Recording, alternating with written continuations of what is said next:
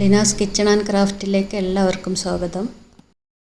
ഇന്ന് വാളമീൻ കൊണ്ട് നല്ല ടേസ്റ്റിയായ പുളിമുളക് കറി എങ്ങനെ തയ്യാറാക്കാമെന്ന് നോക്കാം.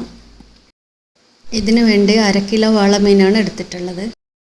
ഈ കറി തയ്യാറാക്കാൻ വേണ്ടി ഒരു ഫ്രൈങ് പാൻ ചൂടാക്കി അതിലേക്ക് 1.5 ടേബിൾ സ്പൂൺ എണ്ണ ഒഴിച്ചു കൊടുക്കാം. എണ്ണ ചൂടായിട്ടുണ്ട്. ഇനി 1/4 ടീസ്പൂൺ ഉലുവ ചേർക്കാം. ഉലുവ ബ്രൗൺ കളർ ആകുമ്പോൾ 8 വെളുത്തുള്ളിയും 1 കഷ്ണം ഇഞ്ചിയും ചെറിയ കഷ്ണങ്ങളാക്കിയത് ചേർക്കാം. ഇനി ഇതൊന്ന് വഴറ്റി കൊടുക്കണം. ഇഞ്ചിയും വെളുത്തുള്ളിയും ലൈറ്റ് ബ്രൗൺ കളർ ആയിട്ടുണ്ട്. ഇനി ഇതിലേക്ക് ഒരു 15ഓളം ചെറിയ ഉള്ളി വട്ടത്തിൽ മുറിച്ചത് ചേർത്ത് കൊടുക്കാം. ഇതിനി നല്ലതുപോലെ വഴറ്റിയെടുക്കണം. ഇതിലേക്ക് പാകത്തിനുള്ള ഉപ്പ് ചേർക്കാം. ഇതിന് നല്ലതുപോലെ വഴറ്റി കൊടുക്കാം.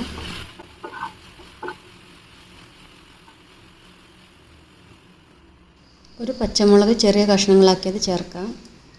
ഇനി ഇതെല്ലാം കൂടി വീണ്ടും നല്ലതുപോലെ വഴറ്റി കൊടുക്കണം. ഈ കറിക്ക് കട്ടി കൂട്ടാൻ വേണ്ടി ഒരു തക്കാളി നല്ലപോലെ അരച്ച് ചേർക്കണം. ഇനി ഇതെല്ലാം കൂടി നല്ലതുപോലെ വഴറ്റിയെടുക്കാം.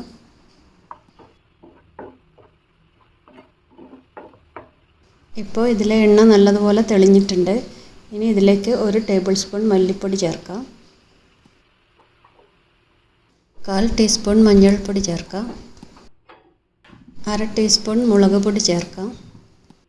ഇനി ഈ പൊടികളുടെ പച്ചമണം മാറുന്നത് വരെ ഒരു 2 മിനിറ്റ് വഴറ്റിയെടുക്കാം.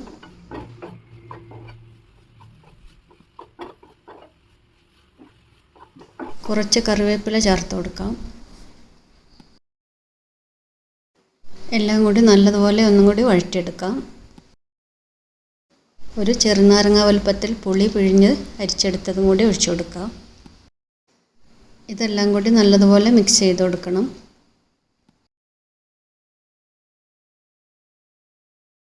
ഇനി ഇത് 4-5 മിനിറ്റ് മൂടി വെച്ച് തിളപ്പിച്ചെടുക്കാം. ഇപ്പോൾ ഏകദേശം 5 മിനിറ്റ് ആയിട്ടുണ്ട്. ഇനി ഇതിലേക്ക് കഴുകി വൃത്തിയാക്കിയ മീൻ കഷ്ണങ്ങൾ ചേർത്ത് കൊടുക്കാം.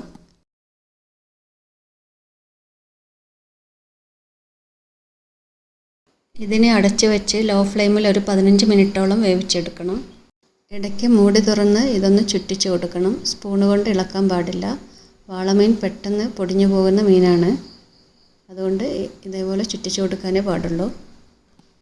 വീണ്ടും അടച്ചു വെച്ച് വേവിച്ചെടുക്കാം. 15 മിനിറ്റ് ആയപ്പോൾ മൂടി തുറന്നിട്ടുണ്ട്. മീൻ കഷ്ണങ്ങളൊക്കെ വെന്ത് കറി റെഡി ആയിട്ടുണ്ട്. ഇത് തിക്ക് ഗ്രേവി ആയിട്ടാണ് തയ്യാറാക്കിയിട്ടുള്ളത്. കൂടുതൽ ചാറ് വേണ്ടവർക്ക് കുറച്ച് തിളച്ച വെള്ളം ഇതിലേക്ക് ഒഴിച്ചിട്ട് നല്ലതുപോലെ ഒന്നും കൂടി തിളപ്പിച്ചെടുത്താൽ മതി. ഇനി ഗ്യാസ് ഓഫ് ചെയ്യാം. കറി റെഡിയായി 2 മണിക്കൂറെങ്കിലും കഴിഞ്ഞിട്ട് വേണം ഇത് സെർവ് ചെയ്യാൻ. അപ്പോഴാണ് ഈ കറി കൂടുതൽ ടേസ്റ്റി ആവുക. ചൂട് ചോറിൻ്റെ കൂടെയും ചപ്പാത്തി, പത്തിരി, പൊറോട്ട ഇവയുടെ ഒക്കെ കൂടെ കഴിക്കാൻ നല്ല ടേസ്റ്റുള്ളൊരു കറിയാണിത്. എല്ലാവരും ഇതുപോലെ ഒന്ന് ട്രൈ ചെയ്ത് നോക്കണം. ഞങ്ങളുടെ ഇന്നത്തെ ഈ വീഡിയോ നിങ്ങൾക്ക് ഇഷ്ടമായെങ്കിൽ ഞങ്ങളുടെ ചാനൽ സബ്സ്ക്രൈബ് ചെയ്യുക, ലൈക്ക് ചെയ്യുക, ഷെയർ ചെയ്യുക. സബ്സ്ക്രൈബ് ചെയ്യുമ്പോൾ ബെല്ലൈക്കൺ കൂടി പ്രസ് ചെയ്ത് ഓൾ എന്ന ഓപ്ഷൻ കൂടി എനേബിൾ ചെയ്യണം. എങ്കിൽ മാത്രമേ ഞങ്ങളുടെ പുതിയ വീഡിയോയുടെ നോട്ടിഫിക്കേഷൻ നിങ്ങൾക്ക് ലഭിക്കുകയുള്ളൂ.